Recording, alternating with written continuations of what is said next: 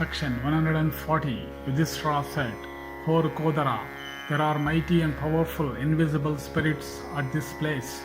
We shall, however, pass it through the merit of our asceticism and Agnihotra sacrifices. O son of Kunti, do thou therefore restrain thy hunger and thirst by collecting thy energies, and also, Vrikodara, have recourse to thy strength and cleverness. O Kunti's son, thou hast heard what the sage Lomasa had said regarding Mount Kailasa. Ascertain, therefore, after deliberation, how Krishna will pass the spot. Or, O mighty Bhima of large eyes, do return from hence, taking with thee Sahadeva and all our charioteers, cooks, servants, cars, horses, and brahmanas, worn out with travel, while I, together with Nakula and the sage Lomasa of severe austerities, proceed subsisting on the lightest fare and observing vows. Do thou, in expectation of my return, cautiously wait at the source of the Ganga, protecting Draupadi till I come back. Bhima replied, O descendant of Bharata, although this blessed princess had been sore afflicted by toil and distress, yet she easily proceeded in the hope of beholding him of the white steeds, Arjuna.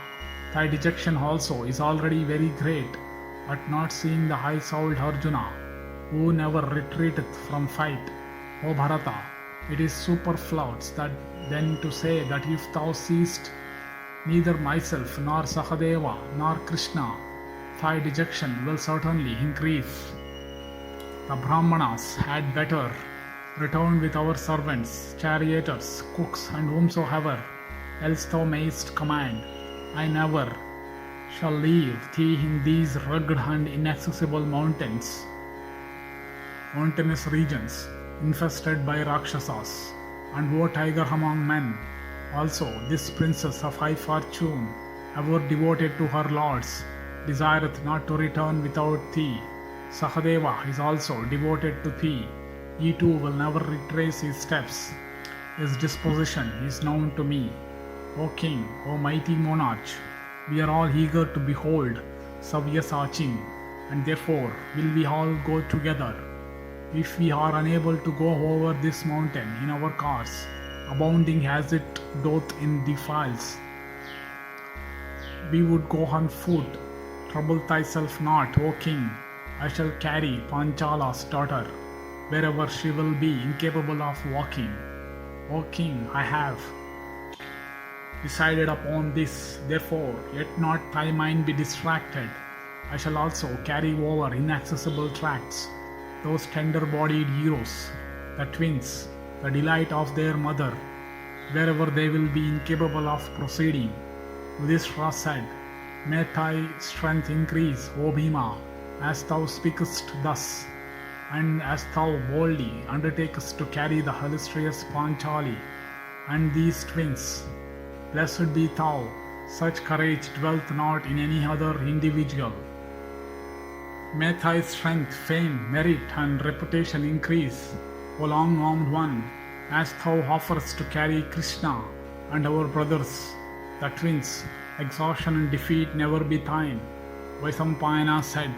Then the charming Krishna said with a smile, O descendant of Bharata, I shall be able to go, and therefore be thou not anxious on my account.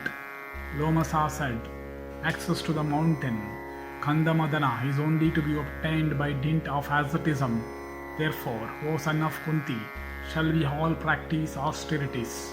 O king, Nakula, Sahadeva, Bhimasena, thou and myself shall then see him of the white steeds.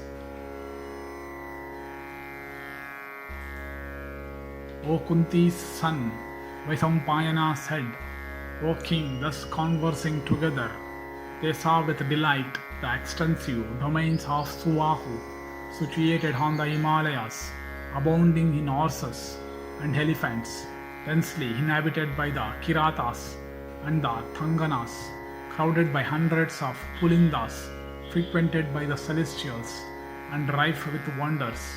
King Suvahu, the lord of the Pulindas cheerfully received them at the frontiers of his dominions, paying them proper respect.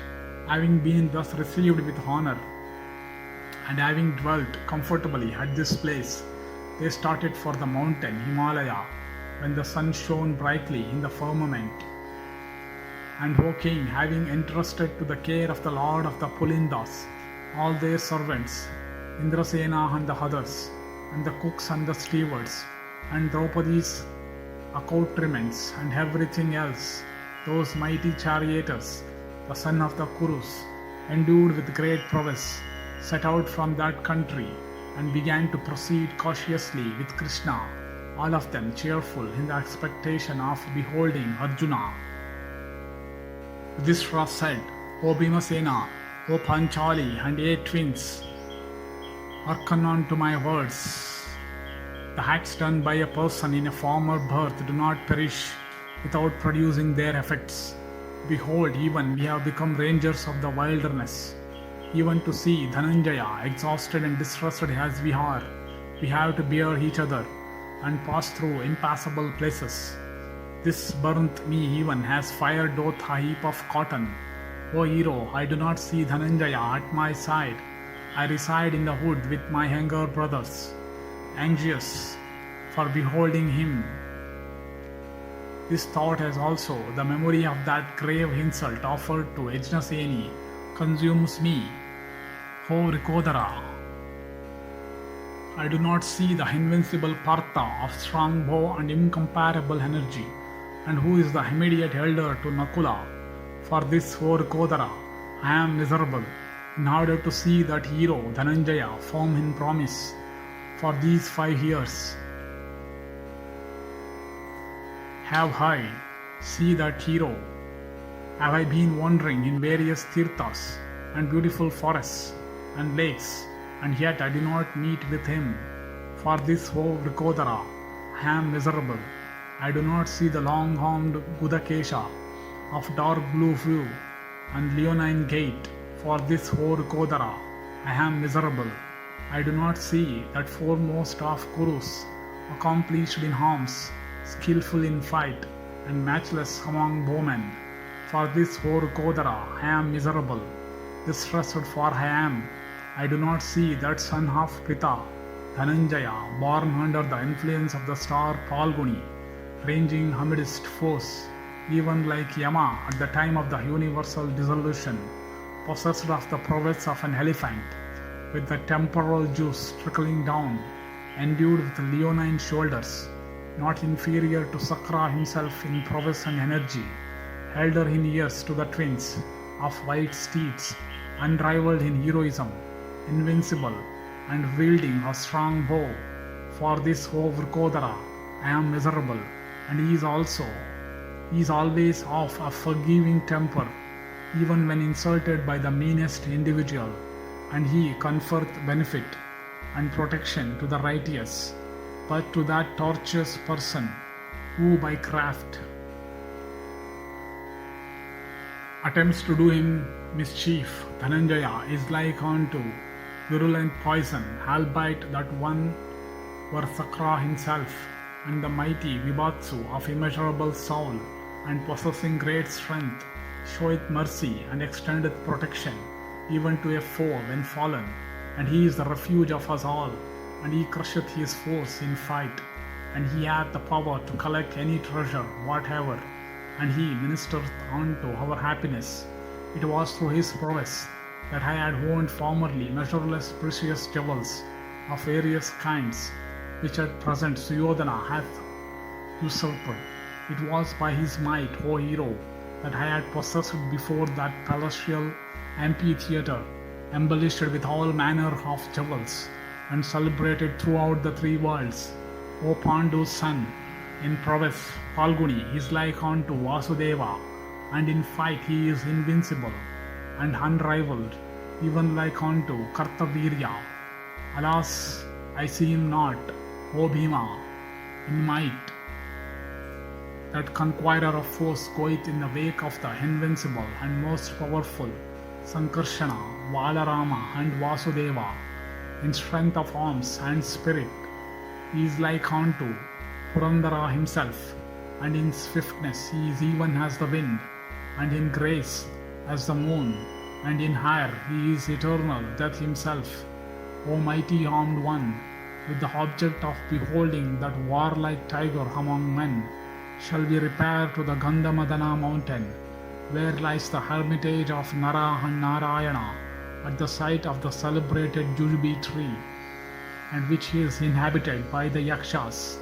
We shall see that best of mountains, and practicing severe austerities, only on foot, we shall go to Kuvera's beautiful lake, guarded by Rakshasas. That place cannot be reached by vehicles. O Vrikodara, neither can cruel or avaricious or irascible people attain to that spot. O Bharata's son, O Bhima, in order to see Arjuna, thither shall we repair in company with Brahmanas of strict vows, girding on our swords and wielding our bows. Those only that are impure meet with flies, gadflies, mosquitoes, tigers, lions, and reptiles, but the pure never come across them. Therefore, regulating our fare and restraining our senses, we shall go to the Gandhamadana desirous of seeing Dhananjaya. Thus endeth section 140 in the Tirtha-yatra Parva of the Vana Parva.